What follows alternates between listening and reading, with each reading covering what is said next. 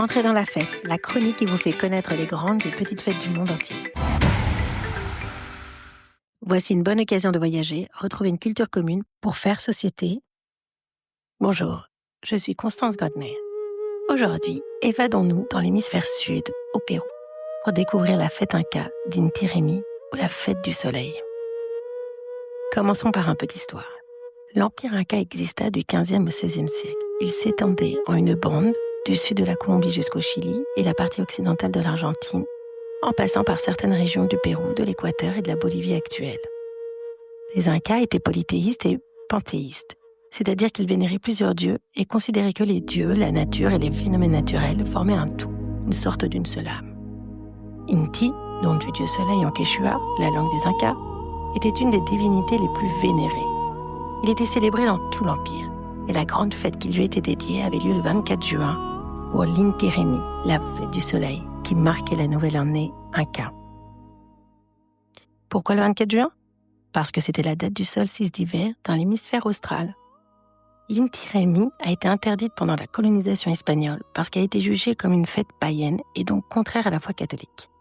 En 1944, l'Inti Raymi fut relancée par l'acteur, écrivain et réalisateur quechua Faustino Espinosa Navarro pour restaurer la fierté et l'identité du peuple quechua. Si vous regardez des photos et des vidéos, la reconstitution théâtrale d'Inti Raymi est impressionnante. Des milliers de touristes affluent pour le deuxième événement culturel d'Amérique du Sud, après le carnaval de Rio. Ils sont là, ils attendent dans un brouhaha. Tout à coup, un silence se fait entendre. Soudain, des tambours résonnent, des congues soufflent, des chants montent. L'Inca et sa procession apparaissent. Jusqu'à 800 personnes habillées de costumes aux couleurs éclatantes la constituent. Les rouges, roses, verts, jaunes et bleus chatoyant des robes et chemises festoient avec les dorures des bijoux de l'Inca et de sa femme au cours des chants, des danses, des prières et des offrandes.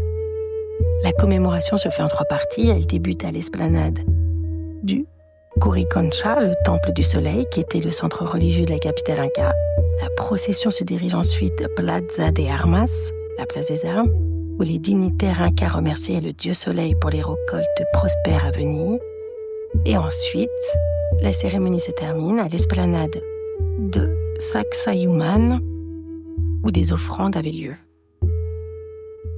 Les célébrations des solstices d'hiver et d'été sont universelles.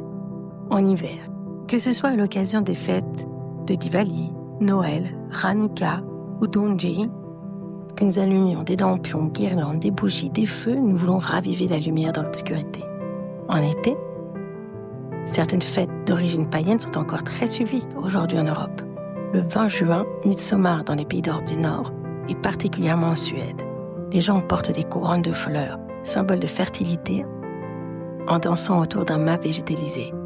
On trouve également la tradition des grands feux de joie dans plusieurs villes, notamment en Norvège, en Autriche et dans les Pyrénées en France. Avec la christianisation de l'Europe, certains pays fêtent Saint-Jean-Baptiste en allumant les feux de la Saint-Jean le 24 juin pour célébrer la lumière de l'été et Dieu qui rend grâce, traduction du prénom Jean. En découvrant la fête d'Inti Raymi, je n'ai pu m'empêcher de penser aux peuples et aux cultures qui, à une époque ou une autre, n'avaient plus le droit d'exister parce que d'autres voulaient les dominer. Si la fête du soleil Inca a pu renaître en 1944, c'est parce qu'elle n'avait jamais disparu.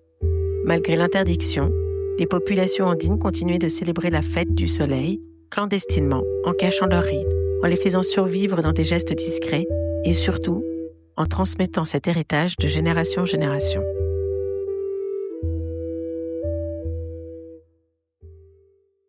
J'espère que vous avez apprécié ce voyage culturel. Si vous l'avez aimé, partagez-le avec vos enfants, amis, familles et collègues et laissez-moi un commentaire. À la prochaine fête!